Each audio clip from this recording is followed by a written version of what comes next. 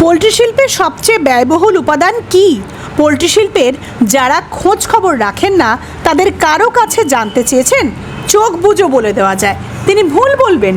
Poultry ফার্মে ফিডসের খাতে খরচা হয়ে থাকে প্রায় 60% এবং সেটাও কিন্তু সবসময় ঊর্ধ্বমুখী। মানুষের ডায়েট চার্টের মতো বিভিন্ন বয়সের মুরগির ডায়েটে বিভিন্ন ক্যাটাগরি আছে, সঙ্গে পার্থক্য রয়েছে দামেও। নমস্কার, আপনারা দেখছেন ইন্ডিয়া পোলট্রি নিউজ, বাংলার পোলট্রি শিল্পের নির্ভরযোগ্য তথ্যসূত্র। হ্যাঁ দাদা নমস্কার। হ্যাঁ নমস্কার। আমরা ধরুন এই বোর্ডিং করতে হচ্ছে, তারপরে বোর্ডিং করার পর 3 দিন পরে বোর্ডিংটা খুলে দেওয়া হয়। 3 দিনের দিনে প্রথমে খবরের কাগজ দিয়ে প্রথম দিনটা থাকে, দ্বিতীয় দিনটা এই তো দেখতেই পাচ্ছেন এইরকম করা আছে, এবারে পার্টিশন করে করে। আচ্ছা, পার্টিশন করে করে ছাড়া হবে। মোটামুটি 10 থেকে 11 দিন পর্যন্ত খায় এখন পিস স্টার্টার। মানে 1 থেকে 11 দিন বা 11 দিনের বাচ্চা পিস স্টার্টারই খাবে। এরপরে 11 দিন থেকে সেটা 18 দিন 20 দিন যার যেমন পাখি কোম্পানি অনুযায়ী দেয়, স্টার্টার খাবে। পিস স্টার্টার হলো এরপরে কি খাবার আছে? গ্রোয়ার, গোয়ার, তারপর ফিনিশার। আচ্ছা, এবারে কোনো কোম্পানি 1 নম্বর ফিনিশার থাকে, 2 নম্বর ফিনিশার থাকে। গ্রোয়ারটাই ফিনিশার 1 এর মতোই। প্রথম দিনে ধরুন যদি হ্যাচিং এর একটু গোলমাল থাকে, ইয়ক প্রবলেম থাকে, বা টেম্পারেচার মেনটেন গোলমাল হলে বা আবহাওয়া খারাপ হলে নিউমোনিয়া প্রবলেম হয়ে যায়, বুড়া নিউমোনিয়া যেটাকে বলে। ব্রুডিং অবস্থাতেই আছে, 2-3 দিনের মধ্যেই বোঝা যায়। মোটামুটি ধরুন 36-এ শুরু হয়, 37, 15 এবারে একটু এদিক ওদিক হলে 38 চলে যায়।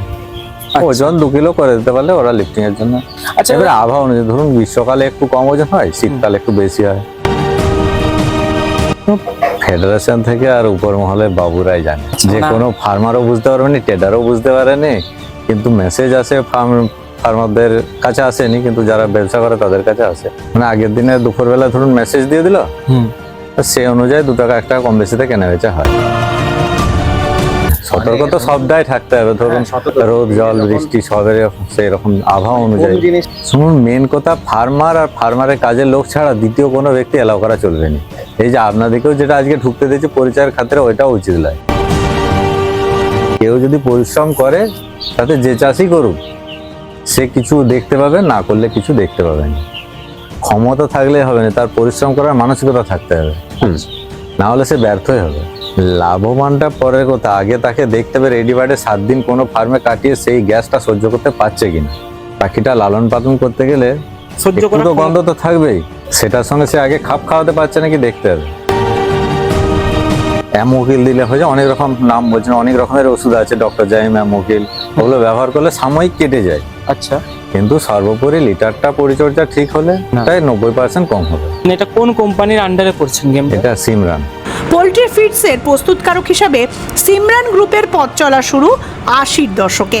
সারা ভারত জুড়ে পোলট্রি শিল্পের বিভিন্ন আঙিনায় এদের উপস্থিতি 20 থেকে 25% হারে বৃদ্ধি পেয়েছে।